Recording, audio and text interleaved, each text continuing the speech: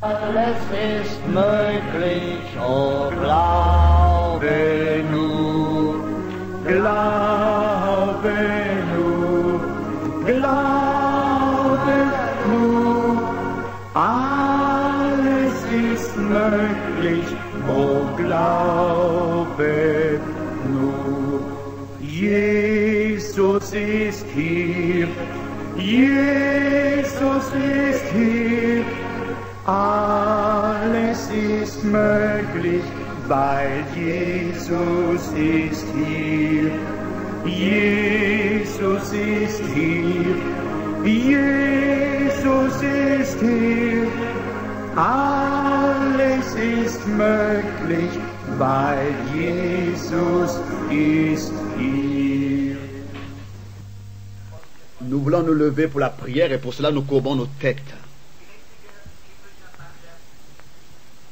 Père Céleste, plein de grâce, pendant que nous venons à toi ce soir, dans cette occasion, et aussi la grâce que nous avons de nous adresser à ton peuple, nous reconnaissons la grande nécessité dans ces heures, et nous voyons aussi les possibilités que ton esprit soit infusé. Nous voulons nous approcher de toi de la manière juste, c'est pour cette raison que nous venons au nom du Seigneur Jésus-Christ, et nous te demandons de nous faire grâce. Père, nous reconnaissons que devant nous, nous avons ceux que tu as rachetés au Seigneur par ton sang. Pour nous, ce travail serait trop difficile. C'est pour cette raison que nous te demandons que le Saint-Esprit puisse venir et lui-même prendre la parole et la dispenser, la distribuer et nous accorder les choses que nous avons besoin. Seigneur, je te demande que tu puisses nous accorder selon les désirs de notre cœur, les besoins de nos cœurs, guéris les malades, sauve ceux qui sont perdus, console ceux qui sont affligés et découragés, et révèle-toi toi-même parmi nous, manifeste-toi, que tu puisses, Seigneur, nous faire quelque chose ce soir de particulier.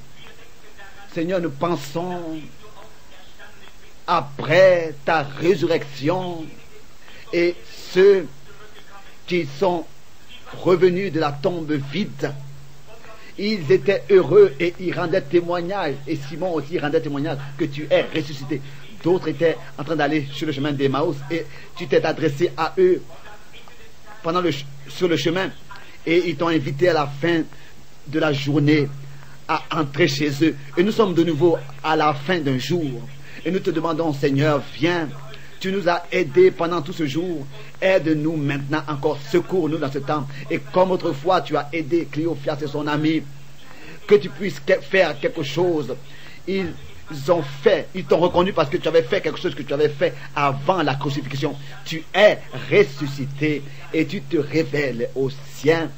Et ils pouvaient aller et dire, en vérité, il est ressuscité. En vérité, il est ressuscité. Réellement, il est ressuscité. Que tu puisses te manifester ce soir parmi nous et faire ce que tu as fait avant ta crucifixion, et prouve que après presque 2000 années tu es vivant et que tu es le même Dieu. Nous nous remettons entièrement à toi avec toutes nos requêtes et nous te les portons devant ton autel en or et nous t'invoquons au nom du Seigneur Jésus-Christ et nous te demandons que tu puisses nous accorder nos requêtes selon nos prières. Amen. Amen. Vous pouvez vous asseoir. Le jour d'aujourd'hui est un jour particulier, extraordinaire. A été un jour particulier. Déjà ce matin, pendant le déjeuner, nous étions avec beaucoup ensemble, avec tes frères et des sœurs. Et j'ai souvent été à un tel déjeuner ensemble. Mais aujourd'hui, c'était une exception. On nous a vraiment servi d'une manière extraordinaire. Il y avait assez à manger et à boire. Nous avons vraiment eu une fête déjà dès ce matin. Et les sœurs étaient occupées à refaire du café et à tout ce dont nous avons besoin.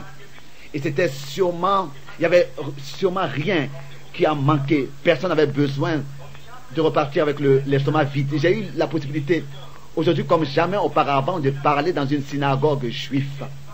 C'était vraiment quelque chose de glorieux, de merveilleux.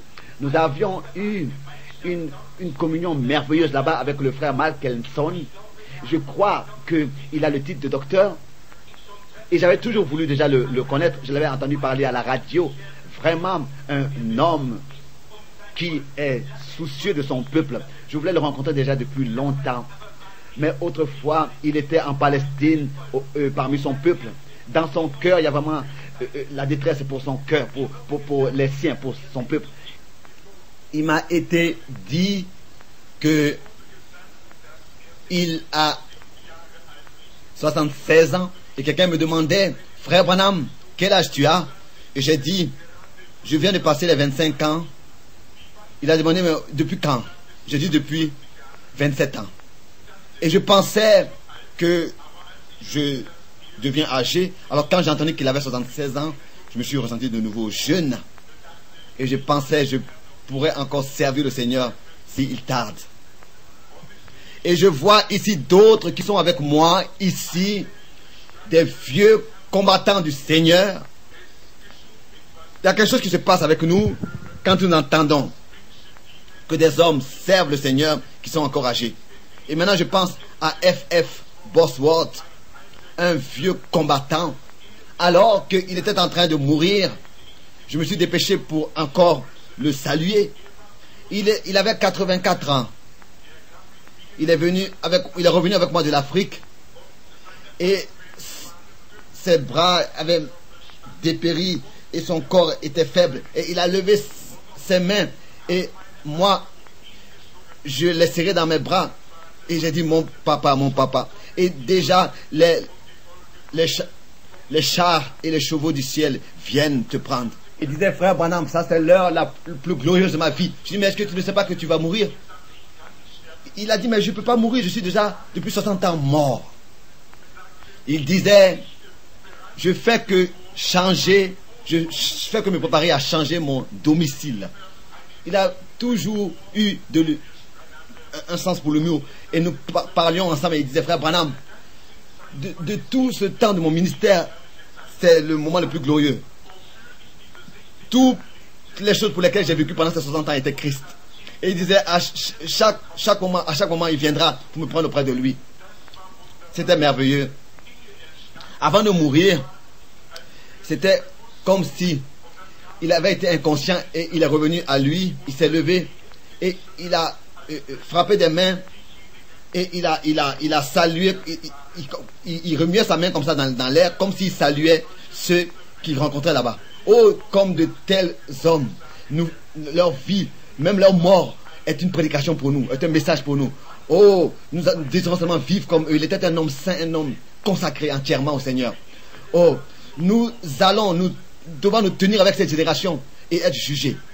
Vous savez, j'ai servi le Seigneur depuis 33 ans et je disais à ma femme, si peut-être le matin de mon anniversaire, vous savez, j'ai vu l'ange du Seigneur souvent, cette lumière.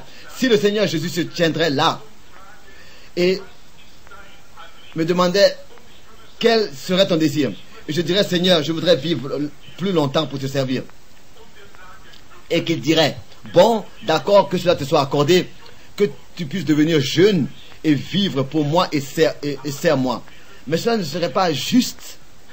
Car si par exemple je deviendrais 20 ans et que mon fils a déjà 27 ans et ma femme a 43 ans, ce ne serait pas juste. Et puis moi j'ai 20 ans. Non, vous voyez, toutes ces choses apprennent leur cours comme Dieu les a ordonnées. Je pensais, alors, qu'est-ce que je demanderais au Seigneur si je le voyais et qu'il me demandait de demander quelque chose? Alors, j'ai pensé, non, je ne pourrais pas demander cela, de rajeunir pour le servir. Alors j'ai dit alors autre chose. Les hommes à qui j'ai prêché dans ma génération, avec eux, je dois me tenir devant le Seigneur avec cette génération pour confirmer la parole que j'ai prêchée. Oui. Et c'est pour cette raison qu'il n'y a rien d'autre. Je pensais, tant que je le sache, je suis en bonne santé. J'ai encore mes yeux qui fonctionnent, je vois bien, je suis encore assez fort, complètement, et le ministère qui m'a accordé, j'en suis très reconnaissant. J'ai fait de mon mieux pour le servir, et être fidèle. J'ai dit, Seigneur Jésus, je t'en suis tellement reconnaissant pour ce que tu as fait avec moi par la grâce de Dieu. Et si ici je peux faire une remarque, s'il vous plaît, comprenez-le bien. C'était une femme de peau noire dans une conférence et elle avait demandé de rendre un témoignage, de pouvoir rendre un témoignage, comme elle le disait, pour l'honneur de Dieu. Et elle s'est levée et elle a dit, je ne suis pas ce que je dois être et je ne suis pas ce que je voudrais être, mais je ne suis plus non plus ce que j'étais. Ça, c'était vraiment très bien. Je suis tellement reconnaissant de ce que je ne suis plus ce que j'étais. Et je crois que nous le sommes aussi tous ainsi parce que nous sommes passés de la mort à la vie. Si des hommes aujourd'hui se tiennent ici qui n'ont pas encore cette certitude, je fais confiance à Dieu qu'ils la recevront et que votre âme sera ancrée dans le port du repos avant que vous entrez par la porte. Vous voyez, l'heure tard, je sais que je parle toujours très tard, mais je vais faire en sorte de vous laisser partir à l'heure. Je ne vais pas commencer à prêcher car cela pourrait durer 6 heures. Il n'y a pas longtemps, j'ai prêché pendant 6 heures. C'est pour cette raison que je sais que vous ne voulez pas que je commence à prêcher. Je vais seulement lire un verset, une écriture, et je vais de manière courte parler de cela. Je ne sais pas, est-ce que nous allons prier pour les malades? Peut-être que nous aurons une ligne de prière. Je ne sais pas je ne sais pas ce que le Seigneur veut. Je veux seulement me tenir dans sa présence, demeurer dans sa présence, entrer en lui et attendre ce qu'il me dit de faire. Être sous son onction et attendre ce qu'il me dit de faire. Je pense que nous le voulons tous. Les prédicateurs doivent aussi le faire. Les prédicateurs ne doivent pas, comme ça, avant la réunion, être avec les gens et dans la société, mais rester calme dans la présence directe de Dieu. Ça, je l'ai mis en pratique comme ça. Avant une réunion, je ne parle à partir de 15 heures l'après-midi, je ne parle avec personne et je reste seul jusqu'à la réunion. Oui, donc en tant qu'écriture, nous voulons aller dans l'Épître aux Hébreux, le chapitre 6, à partir du verset 13. J'aime lire la parole de Dieu, car je sais que cette parole ne peut pas faillir. Ma parole est une parole d'homme, mais si je lis cette parole, alors je sais que c'est suffisant pour que notre encre puisse être ferme là-dedans. Nous voulons entendre, écouter avec attention. Je vous laisse le temps d'ouvrir l'écriture. Pensez à cela. Nous ne devons pas, comme ça, venir à l'assemblée seulement comme ça pour accomplir une formalité religieuse. Non, non. Nous devons venir pour vraiment avoir un désir ardent d'adorer. Et cela en esprit et dans la vérité. Nous devons profondément être sincères dans la plus profondeur de notre âme. Et être sincères les choses pour lesquelles nous pensons, nous faisons. Parce que les jours deviennent toujours plus mauvais et les temps deviennent toujours plus mauvais. Ce que nous faisons, nous devons le faire de tout notre être. Et nous voulons que chaque instant compte pour l'éternité. Particulièrement quand nous venons dans la maison du Seigneur. Je vois ici ce soir une jeune femme qui est assise sur une chaise roulante. Et aussi un jeune homme là-bas. Et d'autres encore qui sont assis ici. Et là-bas il y a une femme aussi dans une chaise roulante. Et là-bas aussi une autre femme dans une chaise roulante, une femme âgée. Il y en a qui ont des douleurs de cœur. Peut-être que ils ont entendu des centaines et des centaines de prédications et de messages, mais ce soir ils sont ici pour être aidés et secourus dans leurs problèmes et leur état. Peut-être que ceux qui sont assis dans les chaises roulantes vivront longtemps. Peut-être qu'il y en a d'autres qui sont ici et qui ont un cancer et qui vont mourir dans les instants proches si rien ne se passe. Et il y en a qui sont là qui ont des douleurs de cœur, etc. Et tout semble être en ordre, mais si rien ne se passe, ils pourront aussi mourir. Et peut-être qu'il y en a qui sont ici qui ne connaissent pas encore le Seigneur Jésus. Et ils savent que s'ils ne le connaissent pas, et cela dans la puissance de sa résurrection et dans le pardon de leurs péchés, ils iront dans la perdition s'ils meurent. Et peut-être que il y en a qui sont ici, qui ont été justifiés, mais qui ne sont pas encore nés de nouveau par le Saint-Esprit. Vous voyez, quoi qu'ils sont justifiés, tous. Donc nous avons besoin de quelque chose. Oh, si je pouvais avoir une seule goutte du sang de Jésus, comment est-ce que j'estimerais cela? Et comment est-ce que j'essuierais mes larmes pour ne pas perdre cette goutte de sang, pour pas qu'elle tombe, qu'elle coule? Car je serai conscient de ce que j'ai et je ferai attention à chaque pas que je fais et où est-ce que je pose mes pieds, car je saurai comment me comporter avec le sang du Seigneur. Mais est-ce que vous savez que devant moi sont assis ceux qui par le sang de l'agneau ont été rachetés et affranchis? Il a versé son sang pour vous. Vous êtes justement vous qui l'avez expérimenté et aujourd'hui vous entendez son évangile. Comment est-ce que je dois être sincère et vous dire la vérité? Dieu, le jour du jugement, me rendra responsable de votre âme. Ici, il y a une grande responsabilité, particulièrement pour ceux qui conduisent le peuple de Dieu à l'extérieur des Écritures. Et nous voulons être sincères et prier. En lisant maintenant dans Hébreux chapitre 6 au verset 13. Lorsque Dieu fit la promesse à Abraham, je voudrais encore commencer. J'ai ouvert 2 pages. Ne pouvant jurer par un plus grand que lui, il jura par lui-même et dit certainement, je te bénirai et je multiplierai ta postérité. Et c'est ainsi qu'Abraham, ayant persévéré, obtint ce qui lui avait été promis. Or, les hommes jurent par celui qui est plus grand qu'eux, et le serment est une garantie qui met fin à tous leurs différends. C'est pourquoi Dieu voulant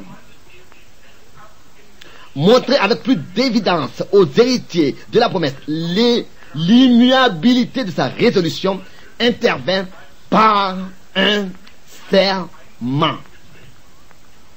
Afin que par 2 choses immuables dans lesquelles il est impossible que Dieu mente, nous trouvions un puissant encouragement, nous dont le seul refuge a été de saisir l'espérance qui nous a été proposée.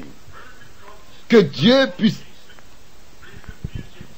bénir sa parole alors que nous en parlons, jusqu'à qu'il nous dise ce que nous devons faire. Je voudrais parler de la confirmation et de la preuve. Cela semble comme si il y a des hommes qui ont toujours besoin d'une confirmation ou alors d'une preuve. Et c'est ainsi que dans le temps où les hommes sont sceptiques et douteux et tout ce qui se passe, ils ont une disposition sceptique. Ils critiquent. Ils ont besoin d'une preuve, ils ont besoin d'une confirmation dans tout ce qui est dit. Et nous aussi, nous avons besoin d'une preuve et d'une confirmation quand on dit quelque chose. Si par exemple quelqu'un recevait une voiture comme cadeau, et si d'abord on lui donnait seulement la carte grise, même s'il n'a pas encore vu la voiture, mais qu'il a déjà reçu ce document avec son nom là-dessus, entre ses mains, il saurait que cette voiture lui appartient. Parce qu'il voit un document d'État avec son nom là-dessus. C'est la même chose aussi avec le cadeau, pardon, d'une terre.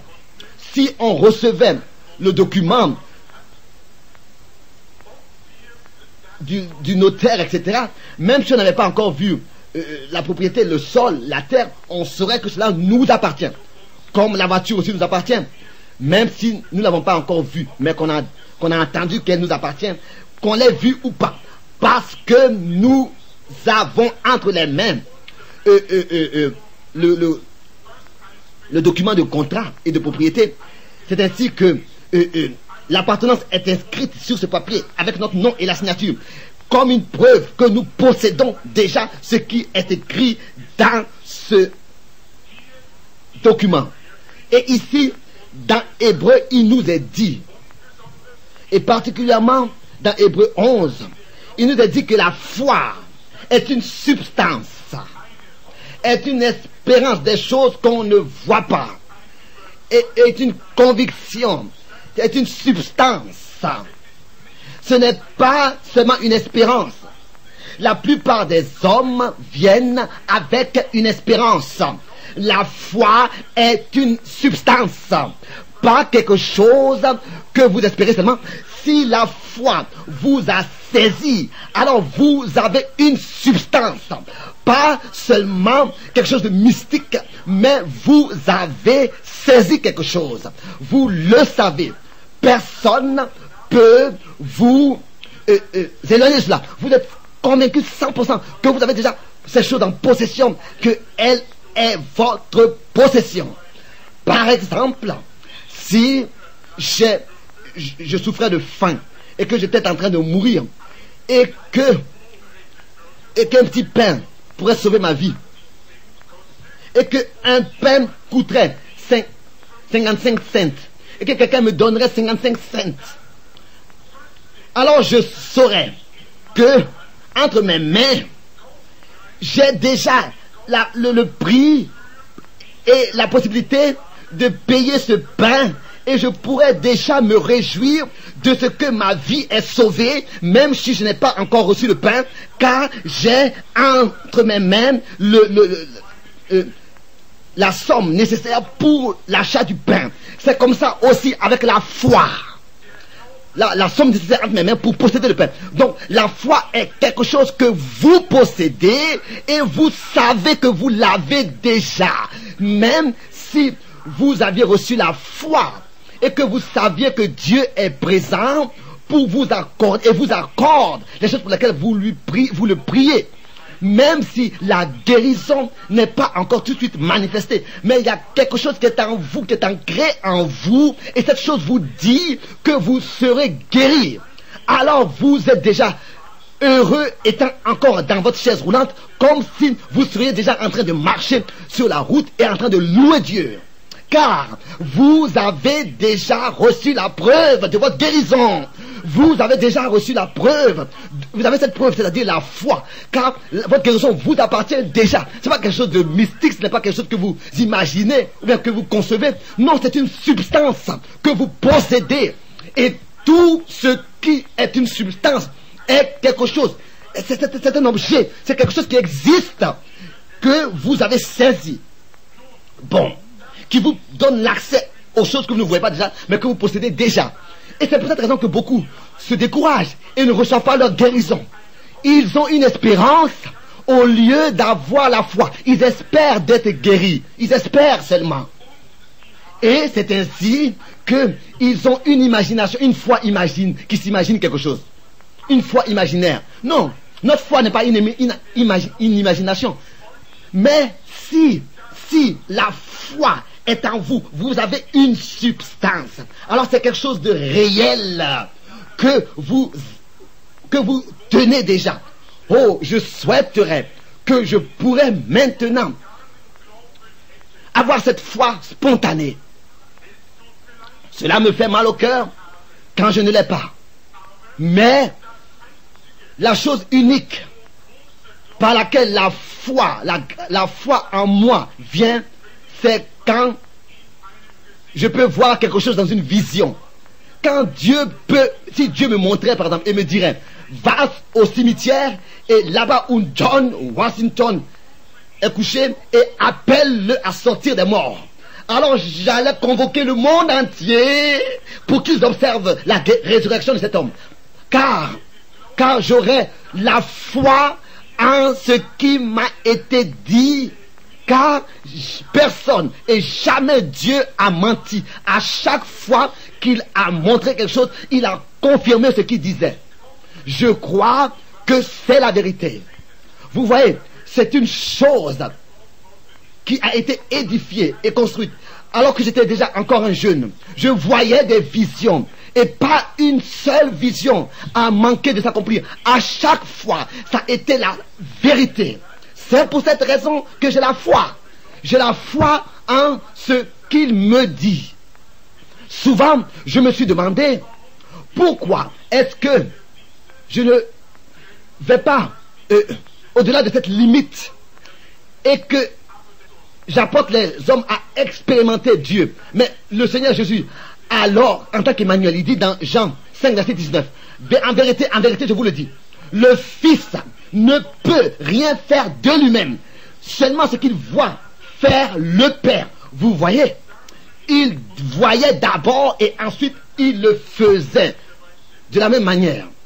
Vous voyez, donc il faut que quelque chose se passe de la part de Dieu d'abord, qui crée, et cette foi et cette confirmation qui nous permet d'avoir cette foi et cette confirmation, cette preuve. Vous voyez, si Dieu dit qu'il va pleuvoir, alors ce ne serait pas difficile de savoir qu'il va pleuvoir. Si nous pouvions rapporter cela à que ce soit que nous voyons une vision ou bien écoutons la voix audible du Seigneur, ou alors que dans ce chemin dans lequel nous écoutons la parole de Dieu écrite. Oui, Dieu peut aussi utiliser ce moyen. Si Dieu vient parmi nous et lui-même prouve sa présence et confirme sa présence parmi nous en répandant son esprit et que nous parlions en notre langue et que nous ayons des interprétations et que des dons de l'esprit et des prophéties et des guérisons. Et si Dieu, dans un endroit d'une telle manière, se révèle, se manifeste et des choses sont dites, et que cela est prouvé et confirmé, et toujours de nouveau cela se répète, que cela c'est la vérité, et que jamais cela manque, alors cela devrait nous édifier jusqu'au moment où nous saisissons un soutien, un appui ferme dans cette parole que nous pouvons plus laisser jusqu'à ce que la preuve soit manifestée et que Dieu puisse confirmer en l'accomplissant. Je crains que beaucoup n'osent pas et ne restent pas assez longtemps calmes et tranquilles et ne reconnaissent pas leur position en Christ. Les hommes blancs, peut-être que vous ne savez pas ce que je veux dire en disant cela, mais la plupart de l'extérieur regardent à une telle assemblée comme un opus-coupus, comme de la magie. Ils ne savent pas ce qu'ils disent. Et peut-être que nous allons devoir dire qu'il y a beaucoup de fausses choses et d'imitations qui se sont accomplies, qui ont été mal représentées. Mais, avant de pouvoir avoir un faux billet, il faut que vous ayez un nouveau, duquel le faux a été fait. Le vrai vient d'abord avant la falsification. Aussi longtemps qu'il y a beaucoup de falsification, il faut qu'il y ait aussi le vrai. Il y a un vrai Saint-Esprit. Il y a une vraie guérison divine. Il y a une vraie puissance de Dieu. Il y a une vraie foi dans la parole de Dieu. Et ça, c'est la confirmation. Quelque chose qui est ancré. Oh, comme c'est merveilleux. Et quand cela est confirmé. Oui. Les hommes regardent à cela. C'est ainsi dans les hommes. Dieu les a créés comme ça. C'est ainsi que Dieu a créé l'homme et a formé l'homme. Pourquoi? Si l'homme a été créé comme ça, de cette manière, alors Dieu fait quelque chose pour, dans l'homme, intencher le désir qu'il a. Dieu est un bon Dieu. Oh, comme Oral Robert souvent fait cette remarque. Dieu est un bon Dieu. Mais ne prenez pas comme ça cela jusqu'à la fin. Il est aussi un Dieu qui juge. Comme un jeune homme qui disait il n'y a pas longtemps, Dieu est tellement bon, il ne prend pas soin de ce que je fais. Non, ce n'est pas vrai. Ce n'est pas vrai. vous n'avez pas le droit de remettre sa parole en question. Et vous n'avez pas le droit d'interpréter sa parole. Sinon, vous devez seulement croire telle qu'elle est écrite. Vous voyez? Car c'est par la transformation d'un seul verset, d'une seule parole, que les problèmes et la chute depuis le commencement sont venus sur terre. C'est tout cela qui a créé ces choses. Seulement une seule parole de Dieu qui a été prononcée, pas comme Dieu l'a dit. C'est tout cela qui a produit les douleurs, la maladie, les problèmes sur cette terre, etc. Alors, ne permettez pas ces choses, mais croyez ce que Dieu a dit et a promis. Peut-être que je n'ai pas la foi que Enoch avait. Comme un après-midi, subitement, il fut enlevé à la maison. Je souhaiterais avoir cette foi, mais si quelqu'un a cette foi, moi je ne me tiendrai pas en travers de son chemin. Mais je respecterai cela et j'estimerai cela. Oui, croyez. Dieu dit ici à Abraham, il lui a donné la promesse. Et ensuite, Dieu a confirmé cette promesse et lui a donné la preuve. Et lui en a donné la preuve en faisant un serment. Il a intervenu par un serment. Et Dieu ne peut pas mentir. Mais pas seulement cela. Au-dessus, même encore plus que cela. Dieu a juré. Dieu a fait un serment, a juré sur lui-même. Parce que Dieu ne pouvait pas jurer sur quelqu'un d'autre qu'en dehors de lui-même.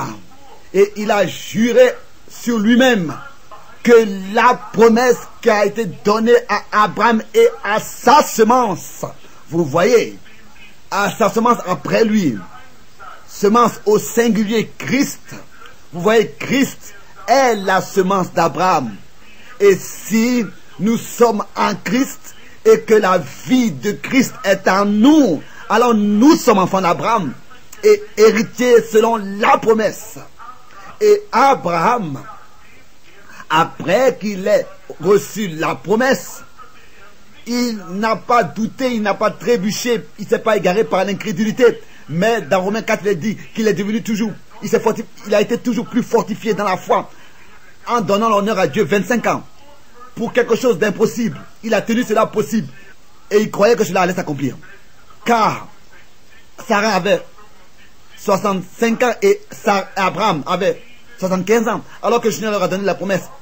Et il a fait que louer Dieu sans arrêt, que Dieu accomplira sa parole. Il croyait à l'impossible. J'espère que vous ne dites pas que je dis ces choses seulement pour les dire. Mais si vous lisez Genèse 18, vous verrez dans l'histoire d'Abraham qu'il lui a été dit, est-ce que quelque chose peut être étonnant de ma part ou bien impossible de ma part? Et c'est ainsi que après la première semaine, peut-être qu'Abraham a posé la question à Sarah. Et peut-être après le prochain mois, il a demandé à Sarah que quelque chose s'est passé. Non, mais loué soit Dieu. Cela sera un miracle puissant. Et nous allons recevoir le Fils. Pourquoi? Abraham croyait Dieu. Il attrapait quelque chose dans sa main. Il se tenait à quelque chose. Il a eu dans la parole de Dieu un soutien. Nous devons nous attacher fermement à la promesse de Dieu, à la parole de Dieu. Vous voyez, les années sont passées et rien s'est accompli. Beaucoup d'années sont passées, mais il a dit oh, gloire à Dieu. Et ils ont même déjà pris les préparations pour la naissance qui devaient être prises. Ils savaient 100% que l'enfant allait venir parce que Dieu l'avait promis. Et nous sommes maintenant enfants d'Abraham, vus spirituellement. En Christ, nous devrions aussi se tenir un appui avec toute promesse de Dieu et remercier Dieu déjà comme si elle se serait déjà accomplie. Parce que c'est Dieu qui a parlé et il ne peut jamais reprendre ce qu'il a dit. Bon, même dans 1 Jean 5, il est dit aussi, il est parlé de croire Dieu, pas seulement croire en Dieu, mais de croire Dieu. Donc si Dieu fait par exemple une promesse, si Dieu promet quelque chose et prend une décision, la première décision, il ne peut jamais la changer. Parce qu'il est infini, il est parfait, il est tout puissant et il sait toutes choses à l'avance. Toutes ses promesses et toutes ses décisions sont irrévocables. Dieu est le Dieu infini, éternel. Il est parfait dans chaque décision qu'il prend. Il n'a jamais besoin de les changer. Depuis le commencement, elles sont parfaites. Jamais Dieu a besoin de reprendre une décision qu'il a prise. Moi, je peux faire une promesse. Je ne sais pas si je vais pouvoir l'accomplir. Peut-être que je devrais la reprendre. Mais Dieu n'a pas besoin de le faire. Si Dieu est invoqué pour guérir une personne qui était malade, sur le fondement sur lequel Dieu a guéri la première personne, il doit aussi guérir la deuxième, la troisième et tous les autres. Si quelqu'un était perdu et qu'il revient à Dieu et qu'il vient à Dieu et qu'il veut expérimenter son salut, alors, et le même chemin pour le salut est aujourd'hui encore le même, sous le couvercle du sang versé. C'est ainsi que par la foi nous recevons le salut et la guérison en sa parole. Bon, Dieu, après qu'il ait confirmé, oh, je souhaite que nous aurions eu encore plus de temps, après que Dieu ait donné à Abraham les promesses, il les a confirmées et il lui a donné la circoncision. La circoncision était un signe, et c'était un signe dans sa chair. Je parle à une assemblée de plusieurs personnes, donc mélangées, mais vous me considérez comme votre frère, n'est-ce pas? Alors que Abraham a vieilli et comme la Bible dit, son corps était mort, il pouvait, lui, Abraham, regarder pas à la vieillesse de son corps, mais au signe qui était dans son corps. Et il savait que ce signe était la preuve de Dieu qu'il lui accomplira la parole de la promesse. Abraham ne regardait pas à la vieillesse de son corps. Abraham regardait à la preuve, au signe, à la circoncision. Dieu avait fait la promesse. Il avait dit, même si j'ai 90 ans, ou bien que même si Abraham est arrivé à un âge où il ne pourrait plus penser à avoir des enfants. Mais Abraham regardait à la preuve que Dieu a dit. Ceci est la preuve, donc le signe, la circoncision. Et c'est ainsi que Abraham a donné l'honneur à Dieu et était toujours plus fortifié dans la foi. Car c'était une preuve, c'était une confirmation que Dieu lui accomplira cette promesse. Bon, il a aussi promis que ses enfants resteront 400 ans, habiteront 400 ans dans un pays. Et si ils étaient là-bas 400 ans, il les fera sortir. C'est ainsi qu'ils ont été rendus esclaves et assujettis là-bas. Et cela semblait que Dieu leur avait tourné le dos. Mais selon sa promesse, Dieu leur a fait miséricorde. Dieu doit toujours accomplir ses promesses. Les Égyptiens ont maltraité les Israélites et leurs filles, etc. Et ils devaient là-bas travailler comme esclaves. On leur a donné des vieux pains, etc. Des pains moisis. Et ils étaient maltraités. Et cela semblait que Dieu permettait cela. Mais parfois Dieu permet des choses d'une manière particulière, mais il confirme toujours sa parole. Et quand le temps de la promesse fut approché, alors dans le désert, un prophète a apparu avec le ainsi dit l'Éternel. La colonne de feu est descendue et le mandat a été donné. Et il leur a apporté la parole du Seigneur et il leur a dit: j'ai entendu le cri de mon peuple et je pense à ma promesse. C'était la parole de l'Éternel. Vous voyez, Dieu le Seigneur a pensé, n'avait pas oublié ses promesses. Quoique il leur avait dit, il y aura un beau pays, un pays bien préparé pour vous, un beau pays avec du lait et du miel qui coule, déborde. Personne a besoin de mourir, ils pouvaient entrer dans le beau pays. Personne auparavant d'eux avait été dans ce pays auparavant. Ils ne connaissaient pas ce pays. Mais ils avaient à agir dans la foi, c'est le fondement de la promesse. Et c'est ainsi qu'ils ont agi dans la foi.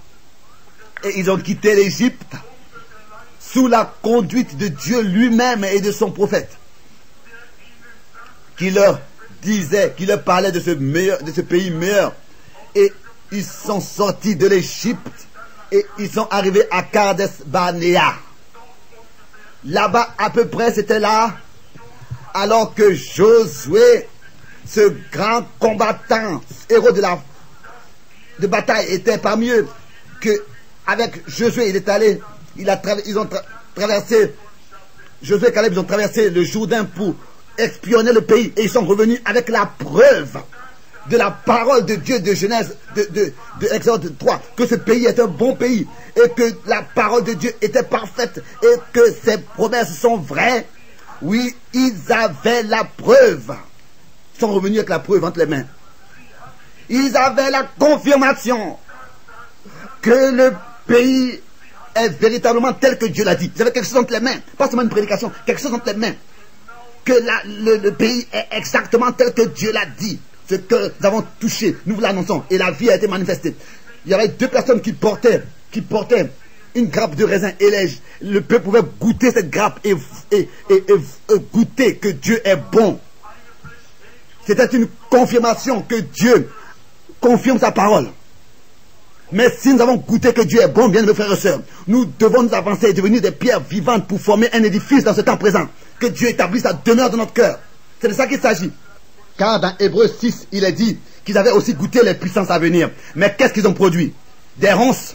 Il s'agit que la même vie qui était dans le grain de blé puisse être manifestée par nous qui écoutons la prédication qui prouve et qui montre que le pays est vrai et est véritable. Ils avaient la preuve, la prédication de la preuve parmi eux. Ils pouvaient goûter les fruits du pays. Ils avaient la confirmation parmi eux que le pays est tel que Dieu l'a dit et que ce pays est là. Ils avaient quelque chose entre les mains. Oh, si la Bible dit dans 1 Jean 5, ce que nous avons vu est touché de nos mains, et nous vous annonçons, et la vie a été manifestée. Il s'agit de ça. Il y avait deux hommes qui portaient les grains de raisin, et le peuple pouvait goûter que le pays est bon. Mais ça ne suffisait pas, il fallait entrer, il fallait passer par le Jourdain. Il faut qu'il y ait une mort et une marche en nouveauté de vie. Oui, c'est ainsi que Israël plus tard est passé par le Jourdain et s'est emparé du pays et l'ont partagé. Ils étaient un peuple, ils étaient une nation. Vous voyez, ils ont nourri leurs enfants et ils ont pris soin d'eux et ils vivaient heureux. Et Dieu a mis de la crainte dans toutes les autres nations. Mais après beaucoup d'années, ils ont malgré tout dû construire des cimetières. Car les vieux combattants de la foi ont vieilli et sont arrivés à la fin de leur vie et sont morts. Et ensuite, on a vu donc les différentes tombes. Et c'est dans ce pays glorieux que Dieu avait promis que des tombes ont été construites. Ils devaient mourir malgré qu'ils sont entrés en possession, malgré qu'ils étaient dans ce bon pays et qu'ils se régalaient des bons fruits. Mais un jour, le Seigneur des Seigneurs, le roi de tous les rois, est venu et il a parlé de notre pays. Il a dit, dans la maison de mon Père, il y a beaucoup de demeures. Si ce n'était pas ainsi, je vous l'aurais dit. Je vais vous préparer une demeure. Et je reviens pour vous prendre auprès de moi, pour que vous soyez là où je suis.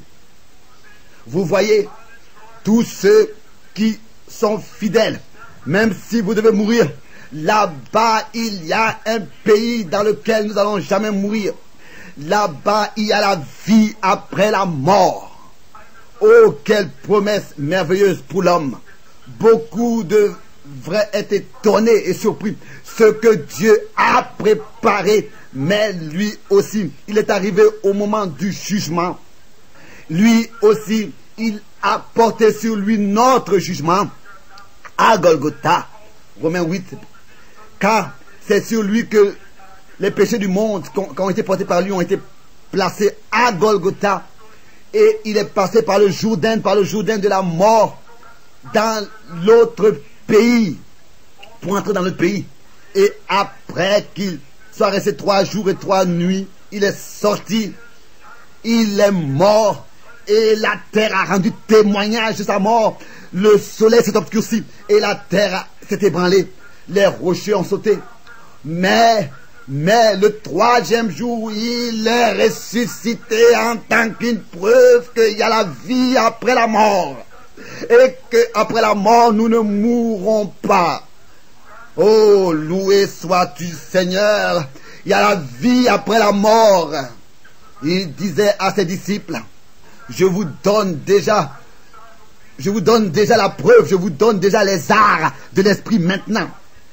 Tel qu'il a donné à Abraham par la circoncision. C'était un signe. Il faut que nous soyons scellés du Saint-Esprit. Il a dit, attendez à Jérusalem jusqu'à que vous soyez revêtus, jusqu'à que vous receviez la confirmation, jusqu'à que vous receviez la preuve. Ce sont les arts de l'Esprit et ils ont attendu. Et je vous dis que le 10e jour, un bruit tumultueux, un vent tumultueux, un bruit du ciel est descendu et a rempli toute la maison dans laquelle ils étaient réunis. Et tous ont été remplis du Saint-Esprit. Et des langues de feu leur est apparu. Et ils ont parlé en notre langue tel que l'Esprit leur donnait de s'exprimer. Qu'est-ce que c'était? C'est le temps où nous sommes arrivés aussi. C'était la preuve.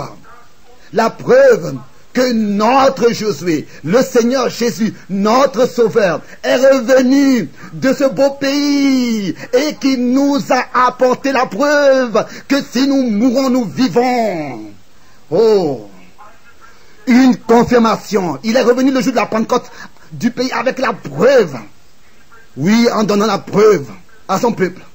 Et maintenant, aujourd'hui, après plus de 2000 années, nous pouvons toujours de nouveau voir et constater où est-ce que nous étions autrefois, là-bas dans la pourriture du péché. Et je vous dis que le péché, c'est l'incrédulité. Ça, c'est le péché original, l'unique péché. Quelque part, je prêchais dans une église méthodiste et subitement, il y a une femme qui m'a interrompu. Je disais, de boire seulement, c'est pas du péché. Commettre l'adultère, c'est pas du péché. Mentir, voler, tout ça. Et subitement, cette sainte sœur a dit, cette sœur sanctifiée, a dit, mais dis-moi alors, enfin, qu'est-ce que c'est que le péché? C'est le péché, c'est l'incrédulité. Vous faites toutes ces autres choses-là parce que vous ne croyez pas. Si vous croyez, vous ne les feriez pas. Tout ça, ce sont des attributs du péché, de l'incrédulité et de la désobéissance, la suite du péché. Mais la justice est justement un attribut de la foi, la confirmation, la preuve. Est-ce que vous voyez où est-ce que vous étiez? Et regardez où est-ce que vous êtes arrivé. Le Seigneur vous a élevé. Vous êtes mort avec lui, enseveli avec lui et ressuscité avec lui pour marcher en nouveauté de vie. Et vous êtes assis dans les lieux célestes en Christ. Vous êtes ressuscité avec lui et vous êtes ravis dans les lieux célestes avec Jésus-Christ. Et tous les démons doivent vous être soumis. Oui, nous sommes assis dans la présence vivante du Seigneur Jésus. Vous devez saisir quelque chose. Vous voyez, c'est la même preuve, le même fondement, la même foi qui, une fois pour toutes, a été transmise aux saints. La même foi, aujourd'hui, produira les mêmes œuvres, fera la même chose. Le Seigneur Jésus-Christ qui marche parmi nous. Regardez où est-ce que nous étions auparavant. Nous étions morts, maintenant nous sommes vivants. Et aussi certains que nous sommes morts et ensevelis avec lui, c'est ainsi que nous ressuscitons avec lui. Nous sommes ressuscités avec lui. Amen. Oh, je me sens maintenant très bien dans la présence de Dieu. Pourquoi? Nous sommes morts et notre vie est cachée avec Christ en Dieu, scellée par le Saint-Esprit. Colossiens chapitre 3. Oh, je peux regarder où est-ce que j'étais. Vous voyez, pendant mes morts, il y a 33 ans d'ici. Nous sommes devenus une nouvelle création en Christ. Nous sommes ressuscités avec lui. Et nous sommes maintenant assis avec lui dans les lieux célestes. Avec l'autorité de sa parole. Et chaque démon doit nous être soumis et rien ne nous nuira. Il a dit, en mon nom, vous chasserez des démons et vous imposerez les mains aux malades. Et si vous mangez du poison, cela ne vous nuira pas. Ça, c'est sa promesse. Pour ceux qui croient, c'est une confirmation de sa promesse. Oh, si nous pouvions confesser nos faiblesses et que Dieu puisse nous accorder la force et la foi dans la présence vivante de Jésus-Christ ce soir, le Fils de Dieu. Je me tenais ici avec 2 de mes amis en février, alors que là-bas, en Arizona, nous étions avec 2 de mes amis et nous avions vu 2 étoiles et nous remarquions comment est-ce qu'ils étaient proches l'un de l'autre et nous ne savions pas à quelle distance ils étaient éloignés et aussi de quelle distance ils étaient éloignés l'un de l'autre. Et je disais, pensez seulement au Dieu qui a créé l'univers, qui a créé tout le système d'étoiles, des étoiles. Lui qui a créé le ciel et la terre par sa parole créatrice qu'il a prononcée. Vous voyez, une parole est une pensée qui est exprimée. Dieu a pensé et ensuite il a exprimé et cela s'est accompli. Et le monde a été formé par la parole de Dieu. Et tout ce que nous voyons, ou bien alors ce que nous ne voyons pas, tout a été créé par la parole de Dieu. Il a dit, et cela doit s'accomplir. Tout ce que sa parole dit doit s'accomplir. Si nous pouvions seulement le prendre à sa parole et voir ce qu'il a dit aussi et promis pour les derniers jours. Il fait encore la même chose comme du temps de Sodome, etc. Que nous puissions saisir la parole la parole promise pour aujourd'hui. Vous voyez, que nous puissions ancrer notre foi dans les promesses de Dieu. Nous voulons courber nos têtes. Seigneur Jésus, il s'agit de la confirmation. Oh, comme nous te remercions pour ta présence sainte ce soir, divine. Oh, si les hommes pouvaient seulement le comprendre, quelle autorité ils ont en toi. Oh, comme cela serait grand, Seigneur, s'ils pouvaient seulement le croire et avoir la confiance que ce soir, par la foi, ils puissent tenir leur soutien, leur support, tel que cela a été prêché. Dans la Bible, ils l'ont lu, d'autres l'ont vu, qui employaient la foi. Oh Dieu Tout-Puissant, toi, le Tout-Puissant, qui est devenu chair et qui a habité parmi nous, tu es maintenant devenu chair dans notre chair par le Saint-Esprit ce soir, et tu vivifies ta parole, tu la rends vivante, et cette parole que tu nous adresses, que tu prononces, accorde-le ce soir, que tous les croyants le voient et l'expérimentent et soient guéris, et que tous les incroyants puissent recevoir des yeux ouverts dans la présence de Jésus-Christ et recevoir une confirmation de ta résurrection manifestée parmi nous, et que le même Dieu de Josué est notre Dieu ce soir.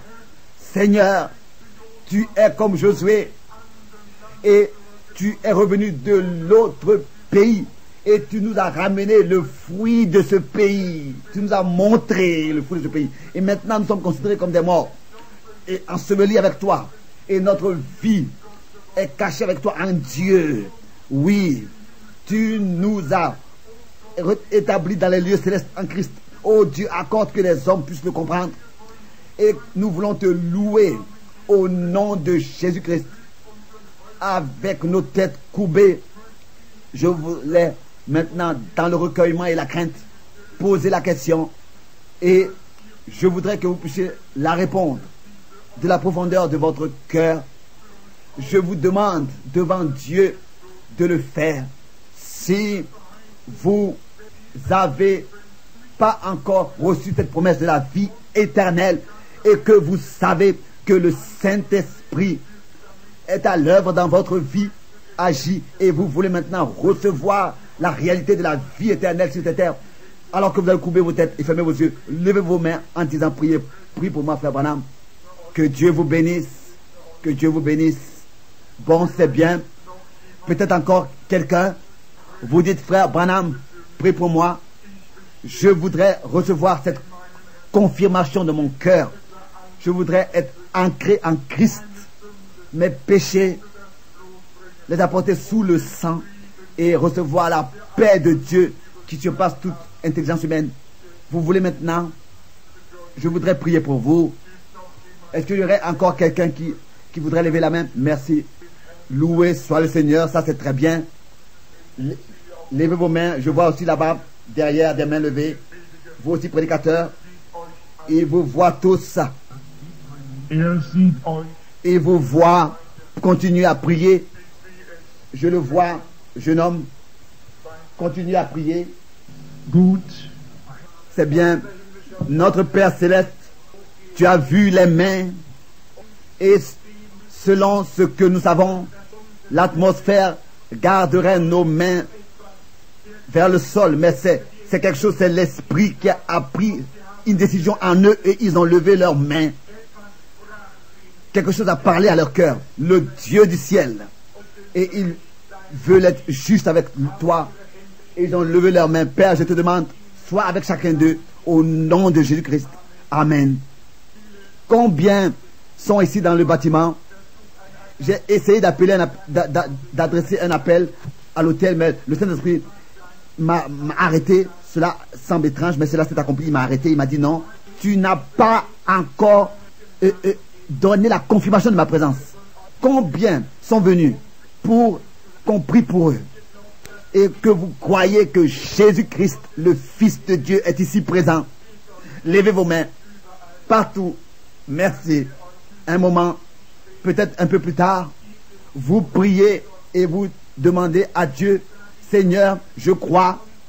Et le prédicateur a prêché, d'autres l'ont lu, et je sais que tu es grand sacrificateur qui a compassion avec nos faiblesses. Et il est écrit, tu es le même hier, aujourd'hui et le même éternellement. Je voudrais te toucher, Seigneur. Et si frère Branham nous a dit la vérité, il ne nous connaît pas, il ne sait rien de nous, que tu puisses parler par ses lèvres avec nous, de nouveau par les lèvres, tel que tu as parlé par les lèvres de Jésus autrefois, cette femme au puits, ou bien cette femme avec les lèvres, par les lèvres du Christ, comme cette femme au puits et d'autres, et dit, Seigneur, je te touche maintenant. Vous voyez, vous savez, c'est un don. C'est comme si quelqu'un met une vitesse, et si vous lui demandez, Dieu vous l'accordera. Et s'il le fait par sa grâce, alors nous pouvons repartir à la maison ce soir et dire réellement, le Seigneur est ressuscité. Et nous avons la confirmation qu'il a promis que les œuvres que j'ai faites, vous les ferez aussi. Les mêmes œuvres, comme nous l'avons dit hier soir. Il est le même hier, aujourd'hui et le même éternellement. Les Écritures le confirment. Mais nous vivons dans un temps comme Sodome et Gomorrhe. Et il nous a été enseigné que l'Église élue est appelée à sortir de toutes choses, du monde, de l'esprit du monde et du train de ce monde, comme autrefois. Sodome a été brûlé. C'est ainsi que, auparavant, l'Église est sortie. C'est ainsi que nous savons que bientôt, le monde va brûler. Et tous ceux qui sont en Sodome, s'il vous plaît, sortez, sortez, sortez de l'Église. De quelle Église? Sortez et venez dans l'Église. Dans quelle Église? Dans l'Église des nouveau-nés. En Christ, il y a seulement une seule Église. Vous ne pouvez pas devenir, vous ne pouvez pas y adhérer. Vous devez naître en elle. Que Dieu puisse exaucer vos prières. Que Dieu maintenant puisse parler avec vous. Nous allons observer chacun selon la lignée de prière. Ça n'a pas d'importance. D'où est-ce que vous êtes assis? Priez simplement, qu'il soit prié pour vous, bien pour quelqu'un d'autre. Que Dieu vous bénisse, c'est bien. Regardez s'il vous plaît devant. Et dites dans votre cœur, Seigneur Jésus, je crois à ta parole. Et la Bible dit dans Hébreux 4. Et nous savons que c'est écrit ainsi au verset 12. Hébreux 4. Jésus est la parole. Il est la parole qui est devenue chair. C'est ainsi que la Bible dit. Et dans Hébreux 4 au verset 12, il est écrit que la parole de Dieu est plus tranchante qu'une épée à deux tranchants.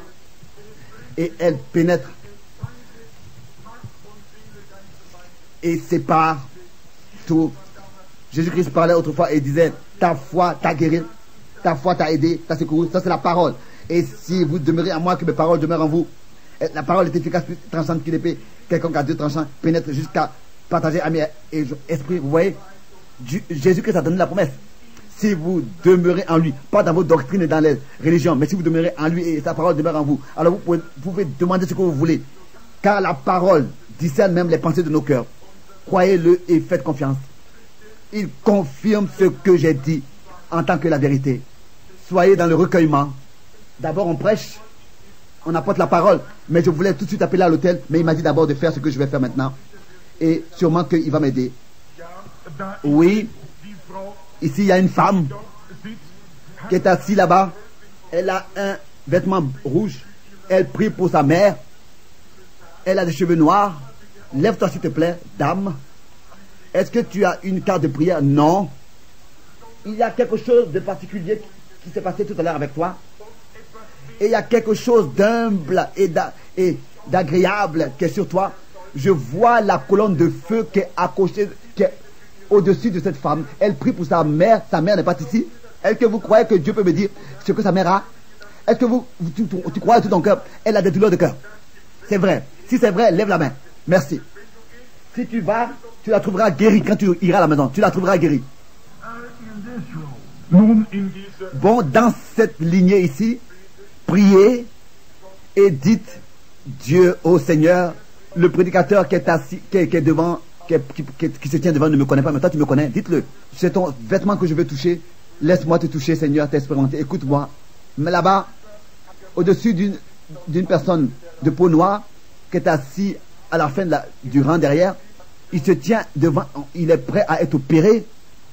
Oui, toi, monsieur là-bas, as-tu une carte de prière? Non, tu n'en as pas besoin. Tu as des problèmes d'intestin.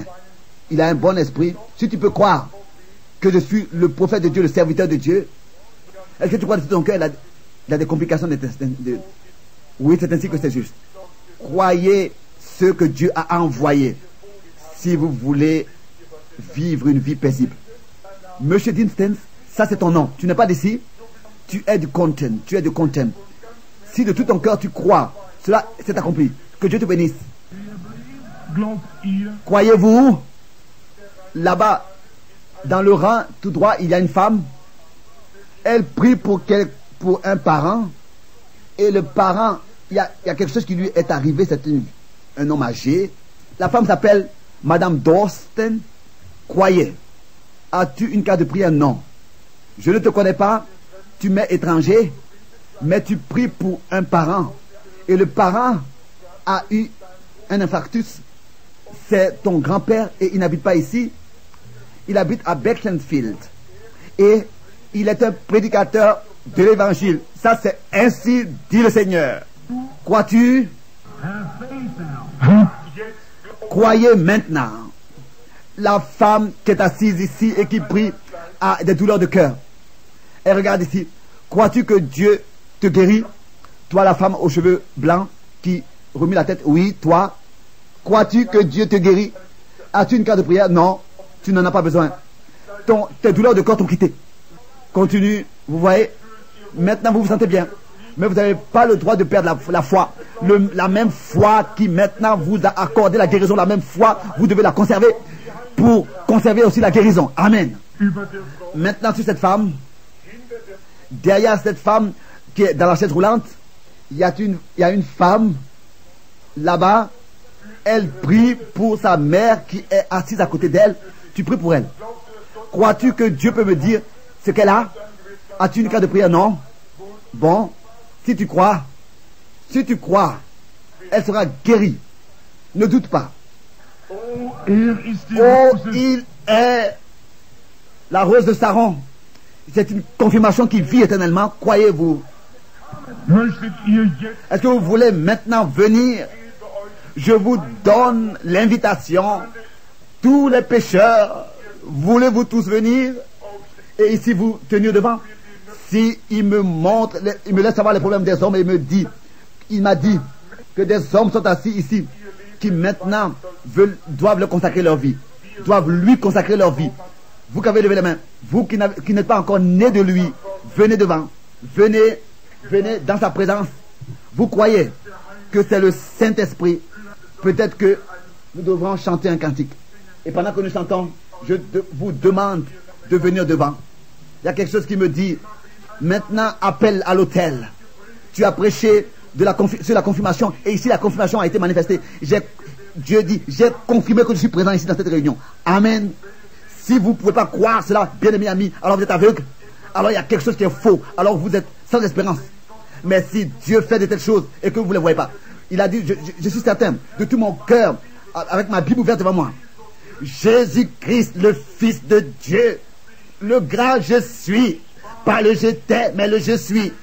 Il est ici et il fait ici dans la chair, parmi de son peuple, les mêmes choses qu'il a fait alors qu'il marchait sur cette terre. Alléluia. Je le crois de tout mon cœur. Croyez-vous tous? Nous voulons chanter, nous lever. Venez, s'il vous plaît. Je voudrais vous imposer les mains. Je voudrais vous serrer les mains si vous voulez trouver Jésus. Nous avons sûrement tous compris l'importance de la chose. Il s'agit de la confirmation des promesses de Dieu, d'obtenir ce qu'il a promis, les promesses qu'il nous a données par sa grâce. Je crois que tous, nous sommes pas seulement impressionnés, mais saisis intérieurement de la prédication et de ce que Dieu, par sa grâce, a fait. Nous pouvons d'un cœur sincère dire que nous nous réjouissons sur la confirmation dans le ministère de Frère Branham, mais cela nous ne sommes pas tout à fait satisfaits, si ce n'est que Dieu aussi confirme cela en nous. Les promesses qu'il nous a données par sa grâce. Nous lisons dans les Saintes Écritures sur l'action, l'œuvre de Dieu d'une manière multiple, que ce soit au commencement de l'Église du Nouveau Testament, et tous ceux qui connaissent les prédications de Frère Branham et son ministère savent ce que Dieu a fait. De telles choses ne se sont pas accomplies depuis les jours de notre Seigneur Jésus, dans les différents âges qu'on suivit, comme cela s'est accompli dans notre âge et dans nos jours. Mais comme déjà cela a été mentionné et remarqué, nous nous réjouissons de ce qui s'est accompli, de ce qui s'est passé. Que ce soit dans l'église primitive ou que ce soit dans notre génération. Mais nous sommes aujourd'hui, ce soir, ici. Et nous aspirons à voir ce soir la confirmation de Dieu à cet endroit. Nous avons dans la parole qui a été lue, entendue, que Dieu a donné la promesse. Et que la promesse, il l'a confirmée d'un serment.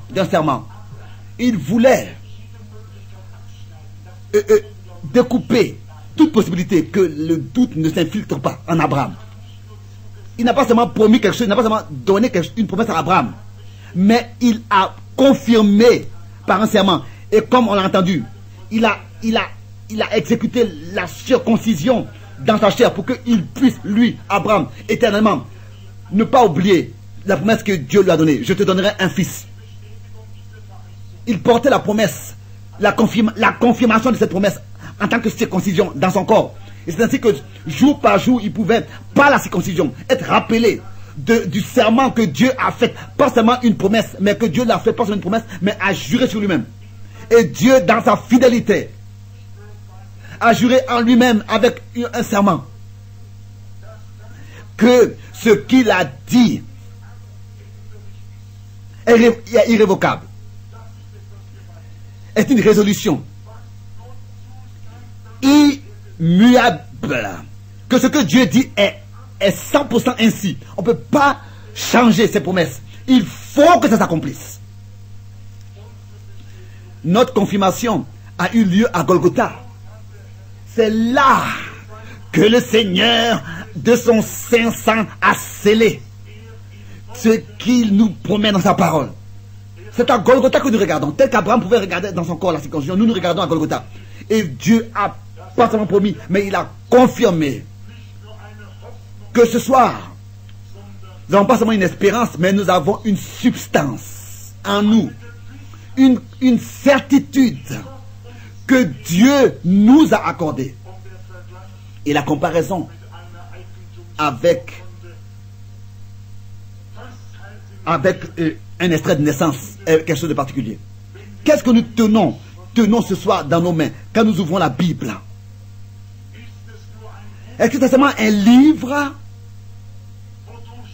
par lequel nous enrichissons notre connaissance, ou bien est-ce que nous avons dans cette Sainte Écriture quelque chose que Dieu personnellement nous a promis, nous promet à toi, toi qui lis là, il te promet ça, des promesses qu'il a promis et qu'il a données. Ça c'est plus qu'un extrait de naissance de ce monde.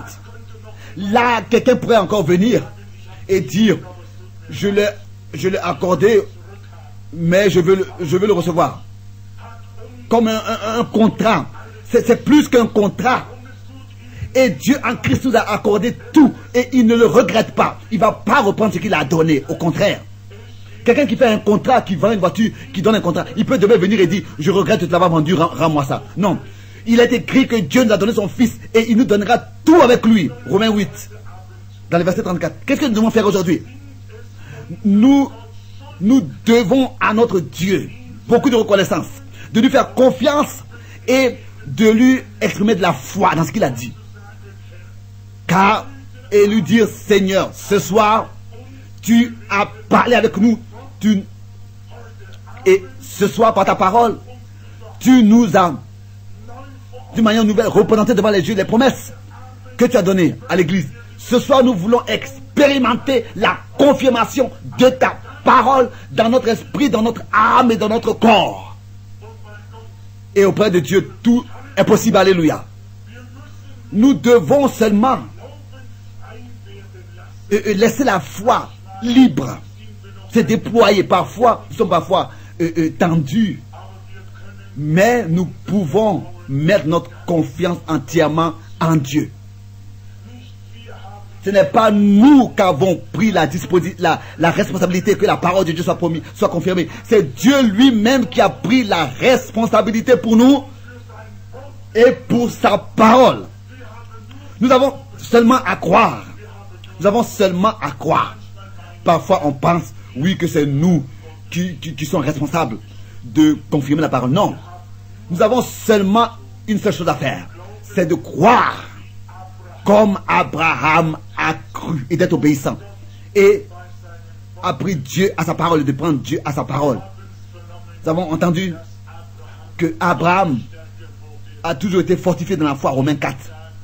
Tous les jours d'une manière nouvelle, il a été toujours plus fortifié et il a apporté la louange et l'honneur et l'adoration à Dieu. Bien-aimés frères et bien-aimés sœurs et bien-aimés amis, ce soir, le Seigneur veut en nous confirmer sa parole. Dieu n'est pas mort comme certains le pensent. Jésus vit. Il vit dans notre cœur. Il a parlé avec nous. Et ça aussi, cela m'a touché le cœur dans la prédication. Frère Branham mentionne les visions qui lui sont montrées. Et alors, il avait la foi absolue. Car il sait que Dieu le fera. Tout ce que Dieu lui montre, Dieu le fera. Et il dit que même si on entend la voix audible du Seigneur, etc., mais il vient à parler de ce qui est général. Et ensuite il dit, tous ceux qui écoutent la parole du Seigneur et qui la reçoivent dans la foi expérimenteront la confirmation de la parole promise. Et cela aussi est pour nous tous. Nous peut-être que nous ne voyons pas des visions, bien, nous n'avons pas entendu la voix audible du Seigneur, mais nous écoutons sa parole vivante. Et si nous la croyons, elle ne pourra pas venir vide à lui. Elle produira l'effet pour lequel elle a été envoyée. et accomplira tous ses desseins. Dieu sait nos difficultés, nos problèmes et ce dont nous avons besoin. Je suis convaincu que le Seigneur aujourd'hui veut nous appeler à prendre notre responsabilité, de ne pas simplement comme ça aller et vivre comme on veut, mais avec notre Dieu prendre les choses sérieuses et mettre notre vie en ordre, que ce soit jeunes, âgés, tous nous devons cela au Seigneur, de lui consacrer entièrement notre vie, de nous mettre à sa disposition et de nous placer sur son autel pour que sa parole en nous puisse être confirmée. Avez-vous ce soir cette foi? Par la parole qui est prêchée vient la foi. C'est écrit dans Romains 10. La foi vient de ce qu'on entend et ce qu'on entend vient de la parole du Christ, la parole de Dieu. Nous avons entendu la parole de Dieu et la foi est le résultat de la prédication de la parole de Dieu. C'est ainsi que nous voulons aujourd'hui, ce soir, en cet endroit, savoir cette foi que nous avons reçue par le coup de sa parole, confirmée par Dieu, que cette foi soit confirmée par Dieu. Combien savent que le Seigneur est présent? Levons-nous. Nous nous levons ensemble et nous chanterons peut-être ce cœur tel que je suis sans rien de moi. Nous voulons dans le recueillement le faire. So muss es sein, nicht meine Kraft, nur du allein. Dein Blut wäscht mich von Sünden rein. Gottes Lamm ich komm, wir heben gemeinsam die Hände und singen es noch einmal. So viel ich bin, so muss es sein, nicht meine Kraft, nur du allein. Dein Blut wäscht mich von Sünden rein, Gottes Lamm ich komm, ich komm. Wir wollen für einige Augenblicke Voulons pour quelques moments demeurer dans la prière devant Dieu. L'Esprit de Dieu est à l'œuvre. Et nous voulons, dans notre cœur, vraiment méditer la parole du Seigneur, la laisser agir. Et nous savons que Dieu est fidèle pour confirmer ses promesses. Il est présent pour confirmer sa parole. Que ce soit jeune ou âgé, nous avons besoin tous de la confirmation de Dieu dans notre vie. Nous ne pouvons pas comme ça marcher selon nos imaginations et penser qu'à la fin du chemin tout ira bien. La certitude, nous en avons besoin déjà au commencement de notre marche. Et comme un cantique le chante, oh, assurance céleste, Jésus est mien. Si le Seigneur, par sa parole et par son esprit, a parlé avec nous, alors nous voulons lui consacrer maintenant entièrement notre vie. Et alors que les têtes sont courbées et que les yeux sont fermés, je voudrais devant la face de Dieu demander qui est prêt à consciemment mettre toute sa vie dans les mains de Dieu, alors que tous courbent les têtes et ferment les yeux. Je demande à ceux qui veulent consacrer leur vie à Dieu qu'ils puissent lever courtement les mains et les rabaisser. Merci, merci, merci, merci, merci, merci. Le Seigneur voit les mains. Il sait, il connaît nos pensées. Merci, que Dieu bénisse. Merci, Que Dieu vous bénisse. Oh, c'est un appel particulier adressé à tous les jeunes. Dieu connaît toutes les difficultés, il sait tout. Venez aujourd'hui à lui. Aujourd'hui, le Seigneur appelle. Aujourd'hui, il avertit, il exhorte. Aujourd'hui, il enseigne, il veut confirmer sa parole. Tel que nous l'avons entendu, tel que le jour de la Pentecôte, Dieu a confirmé cette promesse et a accordé le Saint-Esprit en le déversant sur ceux qui avaient consacré leur vie à Dieu. Pendant que maintenant, courtement, nous courbons les têtes et fermons les yeux, je voudrais d'abord pour la dernière fois demander qui aujourd'hui voudrait consacrer entièrement sa vie à Dieu. Levez courtement les mains et rabaissez-la. Merci, merci, merci, merci, merci, merci, merci. Que Dieu vous bénisse tous.